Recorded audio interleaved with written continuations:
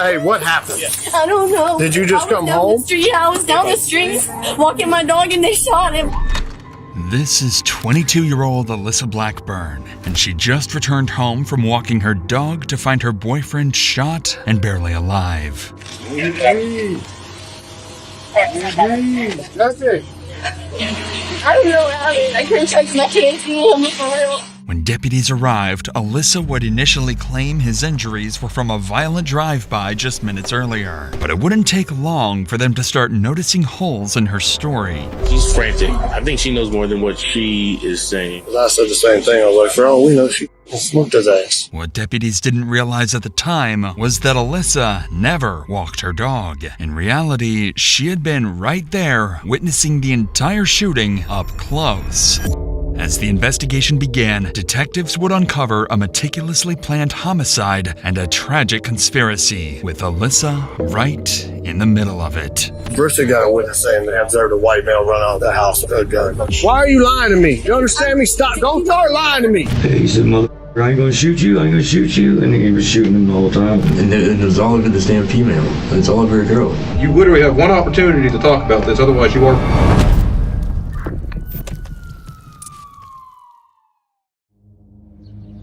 On October 29, 2022, the Escambia County Sheriff's Office received multiple 911 calls from frantic residents on the 1100 block of Medford Avenue. Earlier that morning, a driver in a black sedan had reportedly opened fire on a home in a small neighborhood. Hours later, at around 2:00 p.m., the sound of gunshots would be heard again, but this time followed by a young man's anguished cries for help. Quickly, officers were dispatched to the scene, racing to piece together what had just unfolded.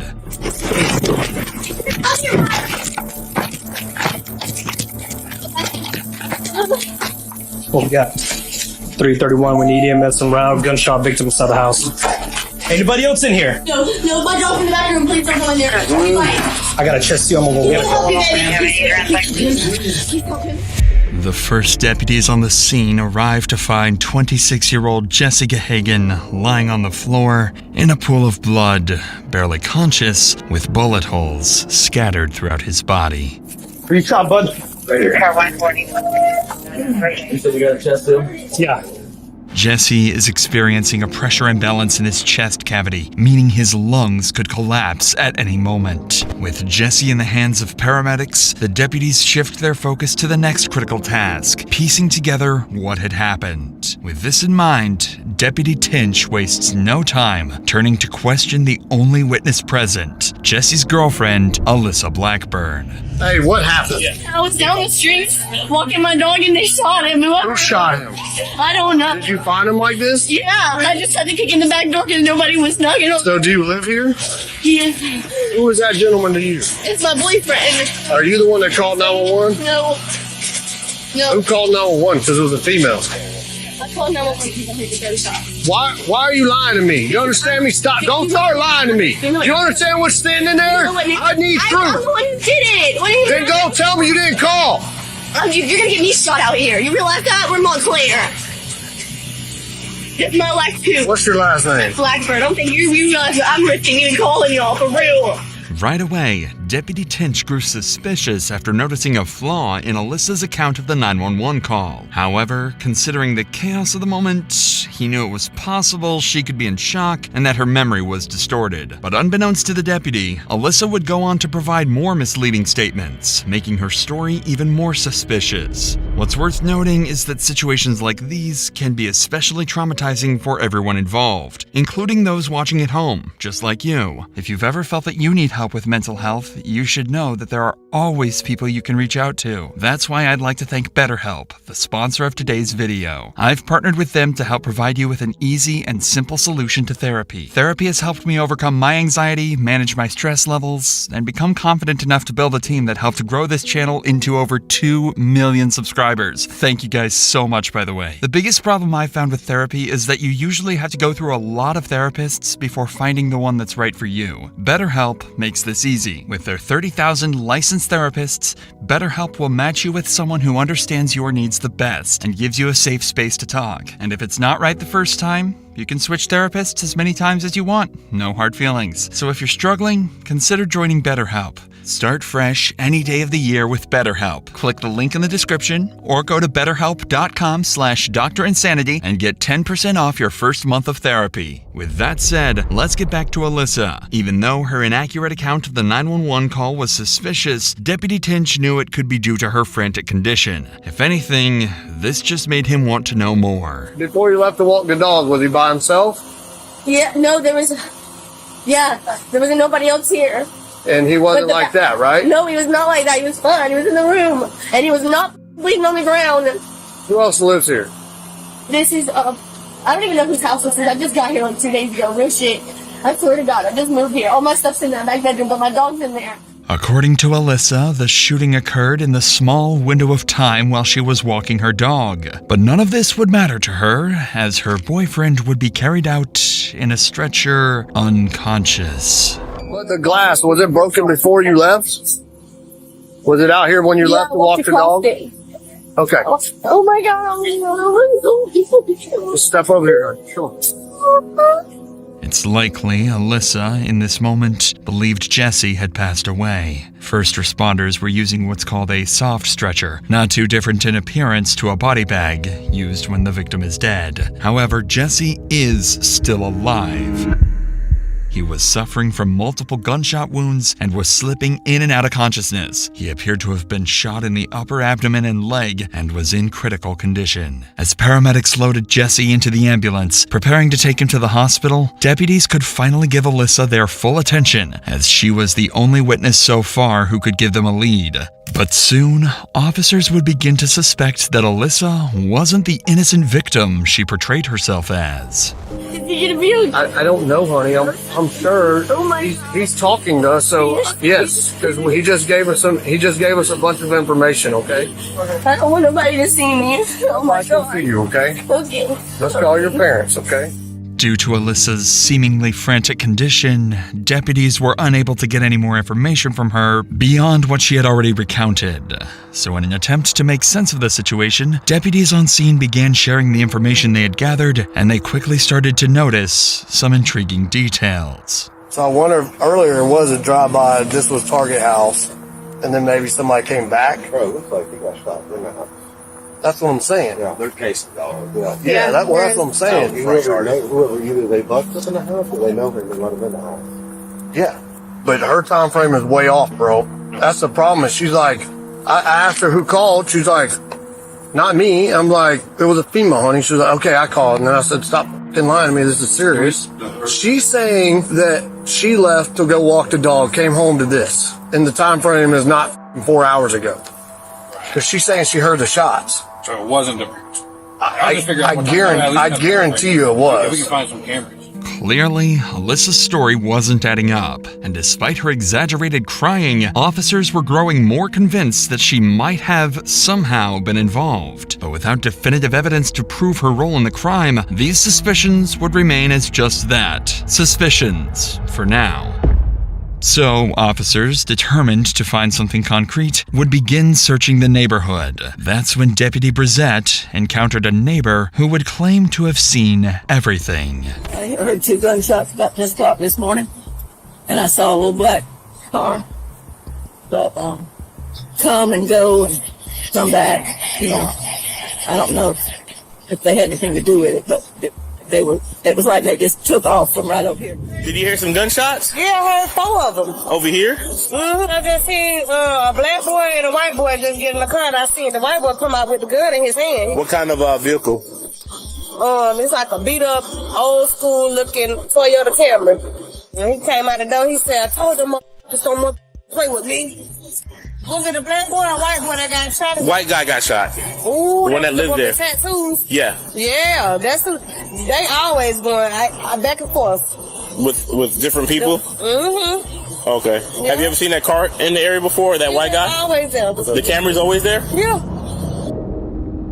What these witnesses just revealed was critical. According to them, shortly before the shooting, a beat-up Toyota Camry pulled into the driveway of Alyssa's house. Two men stepped out, one white, one black, and made their way towards the home. Additionally, one witness noticed something even more alarming. The white male was armed, and moments after they entered the house, gunfire erupted, echoing throughout the neighborhood. With this new information at hand, deputies could finally narrow their focus to two prime suspects, who for now would remain unidentified. As for Alyssa, her role in the investigation was still unclear. It still made no sense why she felt the need to lie about her story. And given Alyssa's emotional state, it was impossible to get anything valuable out of her, so her parents were allowed on the scene to help her calm down. In the meantime, deputies would notice the biggest flaw in Alyssa's story yet. She was in that fucking house. So she did it? No. Bristol got a witness saying that they observed a white male run out of the house with a gun. Oh, okay. This house is not just 2 days lived in. Hang on. Right. There's other people that live there. Right. So who are they? This deputy just picked up on a very important realization. The house Alyssa claimed she moved into with Jesse only 2 days ago looked well lived in, contradicting her entire story. With this new suspicious clue, Deputy Davidson devised a genius solution to finally determine if she was just an innocent witness or if she had a bigger role in the shooting. If I ask if lives here and she says no, she's lying. Why would she lie? Okay, I'm just gonna go for it. Does anybody else live here with you and Jesse? I don't know who lives here and who don't, because there's people here all in and out all the time. I'm not gonna lie to you. There's a dude named, I mean, he sleeps on the couch sometimes, I guess. I don't know. Because he was like, I've been letting you stay here because he stayed in tip. But the way they were talking, it sounded like he just got here. So you know what I mean? Like, they haven't been there that long. Alyssa finally cracks, admitting that one of Jesse's friends was living in the house with them. This is important because he could potentially be another witness to the shooting or even a suspect. Deputy Davidson would go on to press Alyssa for more information about this friend, but to no avail. And with nothing else to go on, deputies reached a dead end in their investigation. So far, they knew that two unidentified men had carried out the shooting of Jesse and fled the scene in a black Toyota Camry. They also discovered that others had been living in the house with Alyssa and Jesse, opening up possibilities for even more witnesses and suspects. Lastly, Alyssa's account of events had proven quite unreliable due to her frantic condition. So with the on-scene investigation at its end, Jesse clinging to life in the hospital, and Alyssa the only immediate witness, the next move was clear. Take Alyssa to the police station for a formal interrogation and get to the bottom of whatever she's hiding.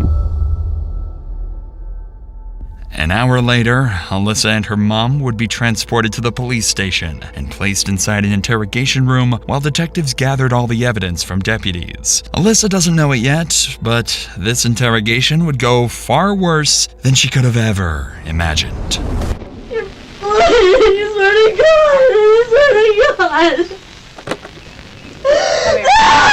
Don't touch me! Don't you touch me!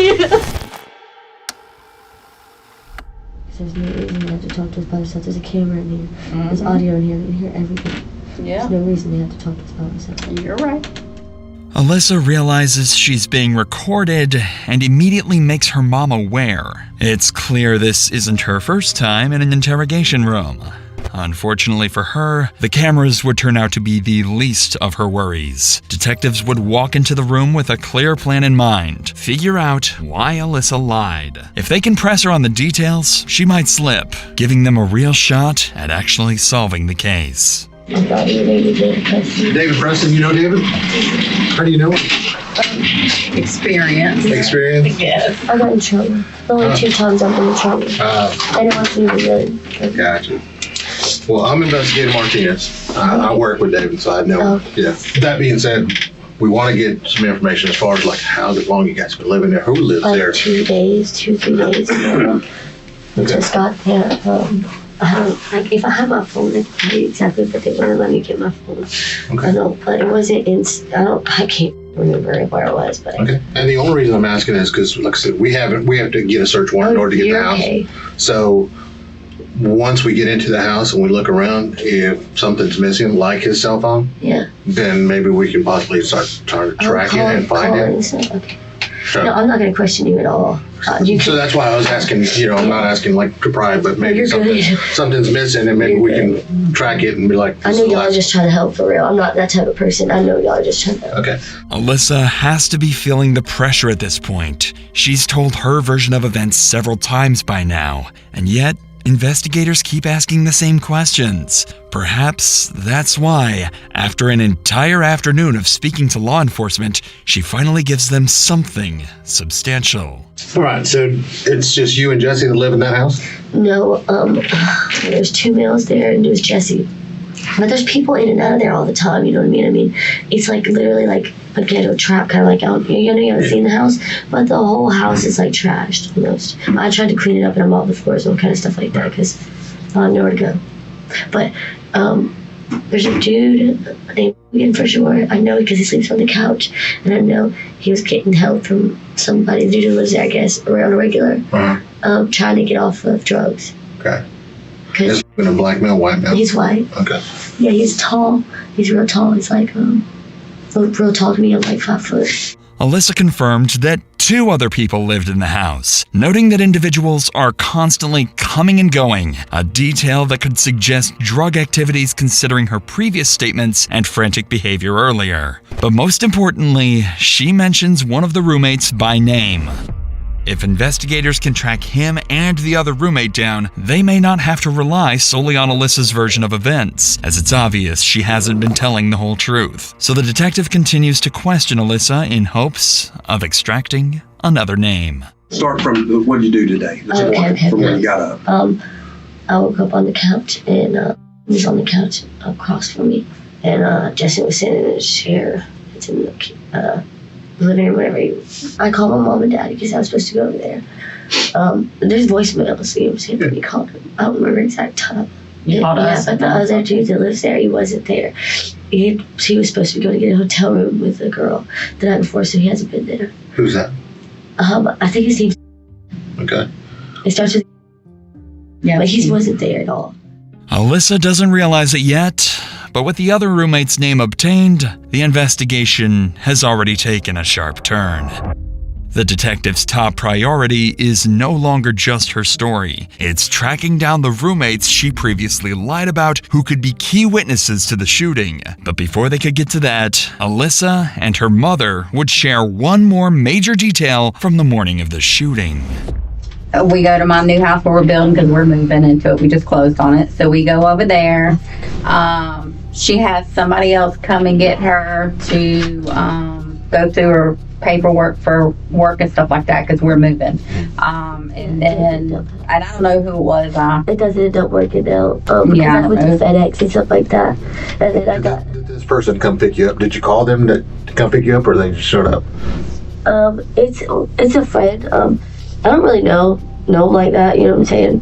Jesse doesn't like anybody to know where we stay at all because of what he does. And obviously y'all know what he does, you know what I'm saying? Because I told the police. I don't know if y'all talked to police yet. Yeah, okay. Yeah. And what did he do? Sell drugs? Allegedly. I don't know. What's important? I don't even know if I just used that right. Yeah, he sells drugs. He sells drugs. And what kind of car did this person pick you up? A black car. Yeah, I don't know what kind of car it was. Just black. It's a older vehicle that doesn't even have the emblems on it. Did you see it? I didn't pay attention. Yeah, it was black. It was Looked like it was spray painted. Yeah, maybe. I don't know. It was. I know it was black though. I didn't like on Toyota or something like that. I don't know. It was definitely a small sedan. What's a sedan? It's a sedan car, correct? Yeah. Yes, maybe. Okay. Well, that's I think it's 4-door. Alyssa's mother just described the same car that witnesses saw fleeing the scene, a black Toyota Camry. But what's even more crucial is Alyssa's own admission. She was in that very car after being picked up by a so-called friend. With this insight, detectives now have a major person of interest, whoever was driving that black Camry. Now their top priority is clear: identify this man. Yeah. What's his name, the guy that come and got you? I don't know him. That's what I'm saying. Well, how'd you call him? Jesse, I didn't call him. I said I didn't call him. Oh, he just showed up at the house? Yeah, my brother knows him, and Jesse knows him, and all kind of stuff like that. Like, he comes around all the time and hangs out with him. I don't associate myself with people that he does. I'm not allowed to even be at the house by myself. Is he white or black? He's white, for sure. Can you describe him to us? Well, he's kind of ghetto. I know he's ghetto. He's got tattoos. Yeah. You can tell he's been to jail. 20s, 30s? At least, like, his late 20s. Despite the vague description, detectives can now confirm the driver of the black Camry is a white male in his late 20s with tattoos. Combined with all the other information, these details are enough for detectives to begin searching. But before detectives wrap up Alyssa's interview, they would have to deliver the tragic news of what happened to Jesse. I did just get off the phone with the doctor's office, and he did not survive. God. No! Don't you touch me! Where's my dad? Why he's not here? We can't leave. Can I leave? I swear to God, he didn't. You swear to God! No! Jesse Gahagan had died. Alyssa seemed truly upset at this news, even though she almost certainly expected his death, as detectives would come to find out eventually. But while it's not officially confirmed, all signs point to one chilling reality. This is, most likely, all an act, and it would be revealed soon. Yeah, we can get you out of here. Raise your right hand. Somebody killed your boy. Yeah, I called the police! I tried to save his life! I tried to make him do better, bro! I tried, I'm the only one who gave a about him! No, I'm being serious, you don't get it! No, that nobody, I'm the only one who called the police when he overdosed twice, not even his mother gave him help by myself! No. Alyssa would continue this frenzy until detectives had to end the interview. Even though she seemed genuinely upset over Jesse's passing, detectives would soon find evidence suggesting otherwise. Nevertheless, the stakes were now higher as this had escalated into a murder investigation. At this point, detectives still weren't sure exactly what Alyssa was hiding, but the interviews that followed would begin to reveal the truth. What's up, Mr. Hello, how are you? I'm Investigator Alvarez, the one that you ignored last night. Yes, sir. I know you got my text. This is one of Jesse and Alyssa's roommates. It's unclear how investigators first located him, but what is known is that he was initially reluctant to cooperate, ignoring multiple calls and texts from detectives. Perhaps he was hesitant to get involved, but when he finally agreed to an interview, he would deliver the biggest bombshell yet. All right, man. So let's start from the very beginning, okay? Yes, sir. Now, I know before you came in here, you said he knows who did it and who he can get us hooked up with that person and everything else because he tried catching up with you at Tom Thumb yesterday. So before we get to all the details, who is that person that actually pulled the trigger? It's Jacob Colville. Okay. Who was the black guy that was there with him? I've never seen him before in my life. Okay. If you were shown a picture of him, would you be able to possibly recognize him? Should be able to. Okay. How long have you known Colville? Colville, I met back in 2018 in Walton County. He was we were in the same little pod together in Walton County. Finally, thanks to the roommate, detectives have identified the white man with the gun, 29-year-old Jacob Colville, the same so-called friend Alyssa and her mother described earlier. But to the detectives' surprise, the roommate had even more to reveal. Colville showed up with his two kids in the car and got out and started an altercation with Jesse. And this is all over a female. This is all over a girl. What's her name? Alyssa Blackburn. I guess Colville's in love with his girlfriend or something. I'm not even sure who the girl liked, if she liked either of them or not. And I thought they were supposed to be friends. But no, as soon as the girl comes out of the house and says Jesse's inside, they didn't hesitate to, should we leave? No, they went right inside my house. And they go down the hallway and They looked through the first room, looked through the second room, and I'm at this point I'm playing stupid. I'm like, what's going on, guys? And I don't know what's going on. I wasn't watching. I did not have my head turned towards down the hallway, but there was 2 gunshots, and I hear screaming. And there's 2 gunshots, and then by the time I look down the hallway, I see Colville backing up, like with the guns on Jesse, and Jesse looked like he had blood right here, maybe like in the stomach, and then in the chest or the shoulder, and even when he was on the ground, he shot another couple rounds, I believe. How many rounds total? I can't. Quite a few. Yeah, I can't even tell you. Whenever Colville and the black guy run out the front door, they took off. What happened to the DVR? I could bring it. I could show it to you. You have it? Yes, sir. Okay. And there's a camera in the living room. Yeah, I noticed. What the roommate just revealed to detectives is everything they need to crack this case. It appears that Jesse's murder stemmed from a long-standing conflict that began in an altercation between Jacob and Jesse, likely during the drive-by incident reported earlier that morning, followed by Jacob returning an hour later to fatally shoot Jesse. Meanwhile, Alyssa not only fabricated her entire version of events, but the whole altercation centered around her. According to the roommate, she was in a love triangle with Jesse and Jacob that turned deadly. It's likely that Alyssa had grown fed up with Jesse before orchestrating the shooting with her friend, or perhaps lover, Jacob. This finally explains why Alyssa had been lying all along. She wasn't just a witness, she was an accomplice to murder. Fortunately, the roommate had the shooting recorded on surveillance camera and agreed to hand it over to investigators, providing them with undeniable evidence to bring the killer trio to justice. This incredible stroke of good fortune would continue when the roommate successfully identified Jacob's accomplice from a photo lineup of known offenders. He was 44-year-old Lawrence Bonner Jr. The Escambia County Sheriff's Department quickly launched a statewide manhunt, alerting police to stations and the public to be on the lookout. Not long after, authorities would make a critical discovery. The black Toyota Camry had been found underneath the mobile highway bridge over 11 Mile Creek, burned down to the frame. While the search for the assailants continued, detectives wanted to solidify their case against Alyssa, so they would bring in the other roommate she mentioned earlier, and he would reveal crucial details about Alyssa's sinister role in her boyfriend's murder. That little black Toyota Camry or Avalon or whatever it was, you know, the car they showed up in? Yeah. Whose car is that? I think it's Colville's. He burned it. So. He what? He burned it. Did he? Well, yeah. So yeah, do you remember any of the conversation that was going on in the house? Like when they come back, you told them that Jesse's hiding in the back, correct? Yeah. Okay. What was being said after that? Nothing. They were so quiet. Okay. They were just creeping through the house looking for Jesse, and they didn't find him at first. You remember seeing Alyssa come in with a gun? Who? Alyssa, his girlfriend, Jesse's? No. When she first walks into the house and you're on the couch, you know, she's holding a gun because, you know, we have the DVR. Yeah, I did notice that. Colville did say to Jesse, he said, I ain't gonna shoot you, and he was shooting him the whole time.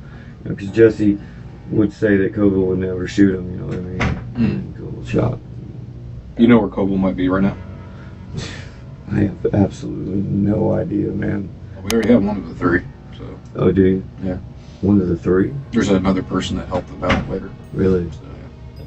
At this point, detectives had multiple statements from both roommates that not only implicated Alyssa, but also discredited her alibi of being somewhere else at the time. Combined with video evidence showing her holding a gun inside the house before the shooting, there was no denying that Alyssa was certainly involved in the murder of Jesse Gahagan.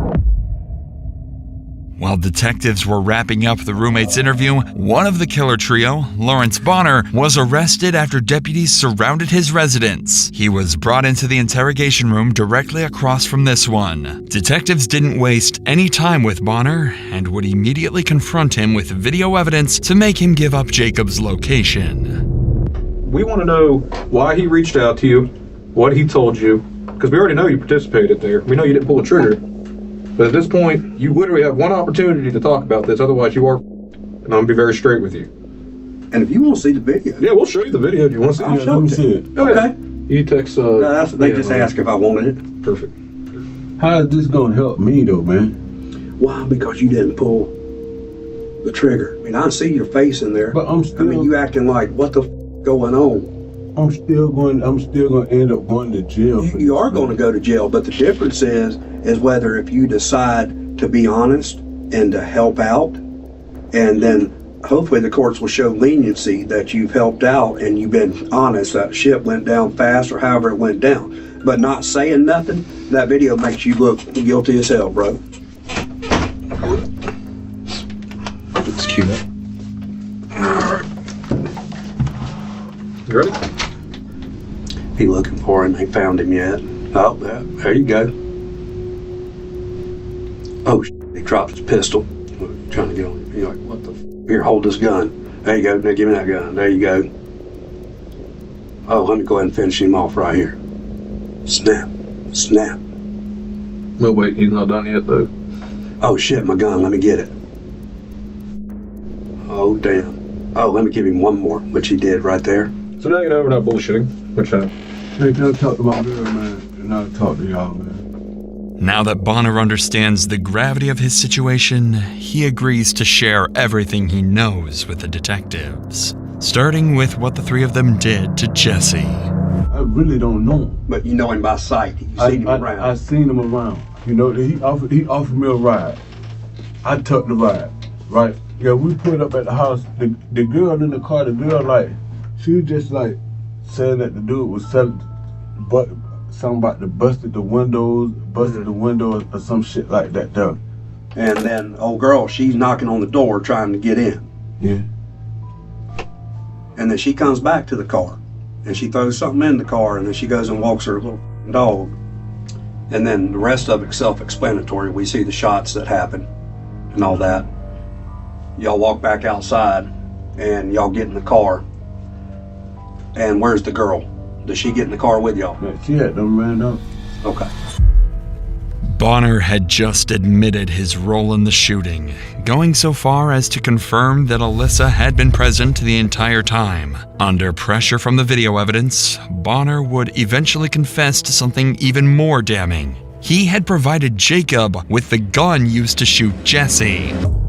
With that admission, Bonner officially became an accomplice to murder. Investigators would wrap up Bonner's interrogation and book him into jail. One member of the killer trio was down, 2 more to go. A week later, on November 5th, authorities tracked down Jacob Colville in Eustis, Florida, attempting to evade capture disguised in a wig, glasses, and makeup. But his cover didn't last long. An officer recognized him, initiated a traffic stop, and took him into custody. When finally apprehended, Colville was found with a loaded handgun and drugs in his car. He would reportedly state, "I don't regret it," when inquired about the murder. As for Alyssa, a warrant for her arrest was issued, and she was quickly apprehended, held in county jail without bond. While the killer trio's exact motives remained unclear, investigators determined that Colville, Blackburn, and Bonner were driven by a mix of personal vendetta and criminal intent. Their actions were likely tied to drug dealings and internal betrayals within their circle, leading them to see Jesse Gahagan as a liability that needed to be eliminated. Nearly 2 years later, in June 2024, Colville was sentenced to life in prison for the first-degree premeditated murder of Jesse Gahagan. Meanwhile, Lawrence Bonner and Alyssa Blackburn were also charged as principals to first-degree murder. As of this writing, both remain in jail awaiting trial. If convicted, they too will likely face life in prison without the possibility of parole.